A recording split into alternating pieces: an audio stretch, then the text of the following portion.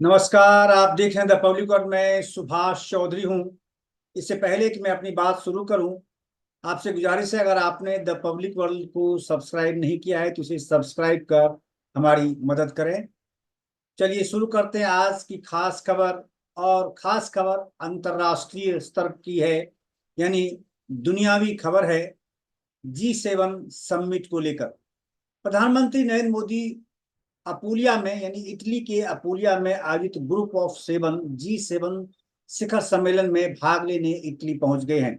अपूलिया के ब्रिंडिस हवाई अड्डे पर इटली में भारत के राजदूत वानी राव और अन्य अधिकारियों ने पीएम मोदी का स्वागत किया। पीएम मोदी ने मैक्रो सुनक मेलोनी से मुलाकात की, यानी मैक्रो फ्रांस के राष्ट्रपति, सुनक ब्रिटिश के प्राइम मिनिस्टर और मेलोनी इटली की प्राइम मिनिस्टर से उन्होंने मुलाकात की। इस दौरान कई अहम मुद्दों पर चर्चा हुई।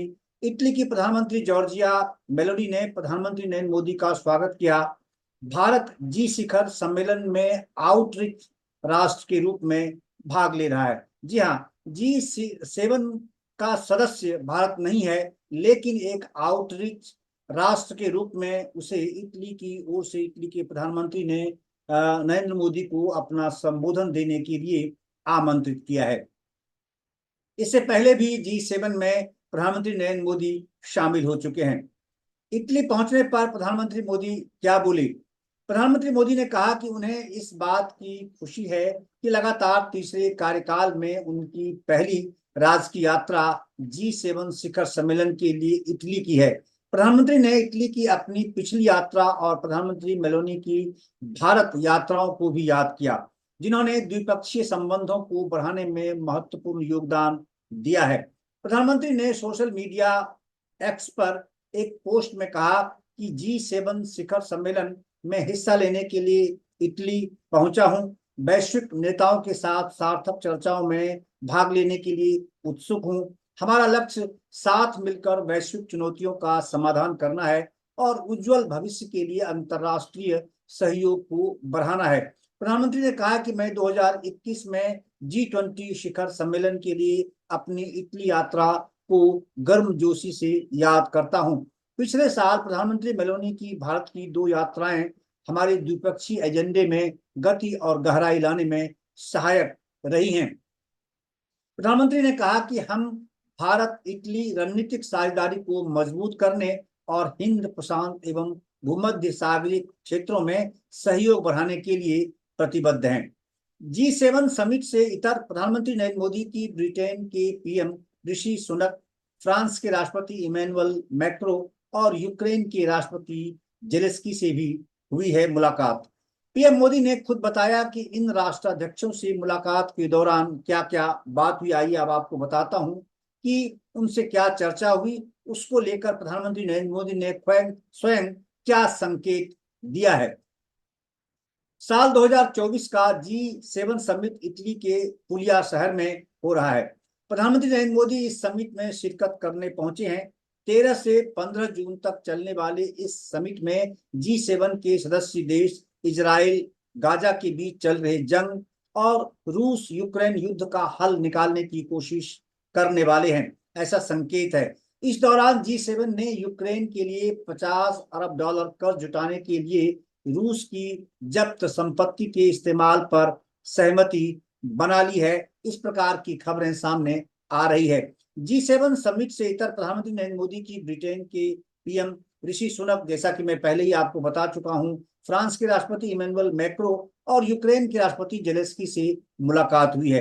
पीएम मोदी ने खुद बताया कि इन राष्ट्राध्यक्षों की मुलाकात के दौरान उन्होंने किन किन विषयों पर चर्चा की है। यूक्रेन के राष्ट्रपति से द्विपक्षीय संबंधों को लेकर बातचीत हुई, ऐसा प्रधानमंत्री ने संकेत दिया है। पीएम मोदी ने यूक्रेन के राष्ट्रपति व्लादिमीर जेलेस्की से मुलाकात की। मोदी ने कहा कि भारत यूक्रेन के साथ द्विपक्षीय संबंधों को और मजबूत करना चाहता है। मौजूदा शत्रुता के मद्देनजर उन्होंने दोहराया कि भारत जन केंद्रित दृष्टिकोण में विश्वास करता है। हमारा मानना है कि शांति का रास्ता बातचीत और कूटनीति से होकर गुजरता है। और प्रधानमंत्री और जेलेस्की दोनों बड़े गर्मजोशी से मिले। दोनों ने एक दूसरे को गले लगाया और इसी से यह पता चल सकता है कि आखिर दोनों नेताओं के बीच में किस प्रकार का रिश्ता है और वो इस रिश्ते को कूटनीतिक रिश्तों में कितना और आगे बढ़ाना चाहते हैं, कितनी मजबूती देना चाहते हैं। दोनों देशों के बीच में व्यावसायिक और कूटनीतिक संबंधों को लेकर वो किस प्रकार के कदम उठाने की चाहत रखते हैं। अब ऋषि सुनक के साथ भी इंडिया यूके पार्टनरशिप को लेकर प्रधानमंत्री नरेंद्र मोदी की बातचीत हुई। प्रधानमंत्री नरेंद्र मोदी ने लिखा है कि ब्रिटेन के पीएम ऋषि सुनक से इटली में मिलकर खुशी हुई। मैंने मुलाकात के दौरान एनडीए सरकार के तीसरे कार्यकाल में भारत ब्रिटेन व्यापक रणनीतिक साझेदारी को और मजबूत करने की अपनी प्रतिबद्धता दोहराई है। इसके साथ ही सेमीकंडक्टर टेक्नोलॉजी और बिजनेस जैसे सेक्टर में रिश्तों को गहरा करने की काफी गुंजाइश है। उन्होंने कहा कि हमने रक्षा क्षेत्र में संबंधों को और मजबूत करने पर भी चर्चा की है। जाहिर है ब्रिटेन और भारत के बीच में एक ऐतिहासिक संबंध है और लंबे समय से व्यावसायिक और कूटनीतिक संबंध को लेकर बहुत आगे ये दोनों ही देश आगे बढ़ चुके हैं। और चाहे इस देश में कोई भी प्रधानमंत्री रहा हो, लेकिन दोनों देशों के बीच रिश्ते लगभग एक जैसे रहे हैं। कई बार कुछ बातों को लेकर खटास की स्थिति पैदा होती है, खासकर आतंकवाद को लेकर, खासकर ऐसे नेताओं को लेकर, ऐसे व्यवसायियों को लेकर जो भारत में बैंकिंग घोटाले कर आर्थिक वित्तीय क्षति पहुंचाकर और ब्रिटेन में जाकर राजनीतिक शरण ले लेते हैं, कूटनीतिक शरण ले लेते हैं। उनको लेकर के कुछ बातचीत जरूर होती रहती है, लेकिन कुल मिलाकर दोनों देशों के रिश्ते बेहतर रहे हैं और आगे भी और अच्छी होने की उम्मीद जताई जा रही है। आगे अब मैक्रो यानी फ्रांस के राष्ट्र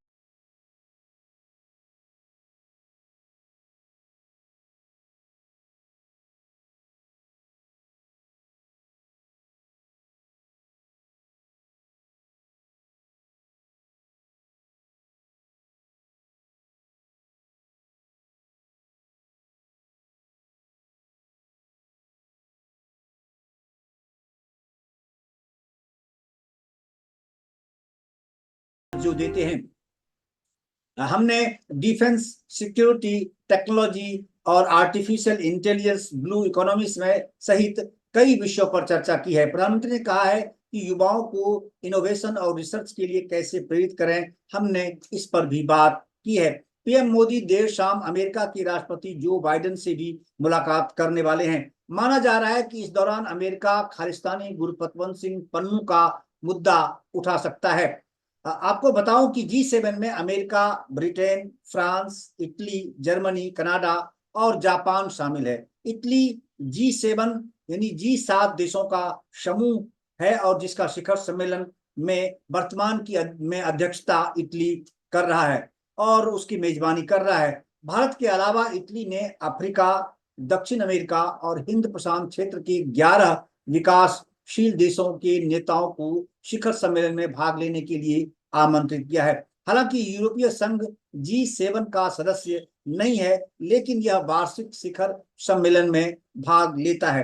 तो इस एपिसोड में इतना ही। G7 समिट को लेकर क्या कुछ अब तक हुआ है, प्रधानमंत्री ने जो बातें वहां से कही हैं और विदेश मंत्रालय के प्रवक्ता ने जो चीजें वहां से जारी की हैं, उसके बारे में हमने आपको इसमें बताया। आगे उससे संबंधित जो डेवलपमेंट कुछ होगा, कुछ नई बातें अगर सामने आती हैं, जिन देशों के साथ प्रधानमंत्री नरेंद्र मोदी की मुलाकात हो रही है, अगर कोई ऐसा कोलैबोरेशन होता है, चाहे वो व्यावसायिक है, कूटनीतिक है या रक्षा संबंधों को लेकर कोई नई बात आती है। दूसरा, G7 समिट में क्या कुछ होने वाला है, जब वो एक सामूहिक डिक्लेरेशन जारी करेंगे उससे पता चलेगा कि G7 इस बार का जो समिट है, उस समिट में क्या कुछ निर्णय लिया गया, क्या वाकई ये रूस के खिलाफ कुछ बातें सामने आने वाली है। जिस तरह से यूक्रेन के राष्ट्रपति को वहां बुलाया गया है, उसको लेकर क्या कुछ निर्णय होने वाला है, ये देखने वाली बात होगी। फिर उसकी प्रतिक्रिया भी दुनिया में देखने को मिल सकती है, क्योंकि रूस की ओर से प्रतिक्रिया आनी लाजमी है, चाइना की ओर से प्रतिक्रिया आनी लाजमी है। तो इसीलिए इसमें क्या कुछ होने वाला है, इस पर पूरी दुनिया की नजर टिकी हुई है। इस एपिसोड में बस इतना ही। आगे हम फिर G7 में अगर कोई नया अपडेट आता है तो हम उसको लेकर आपके सामने हाजिर होंगे। आपका बहुत बहुत धन्यवाद और फिर आपसे गुजारिश है कि द पब्लिक वर्ल्ड को सब्सक्राइब कर आप हमारी मदद करें। आपका बहुत बहुत धन्यवाद।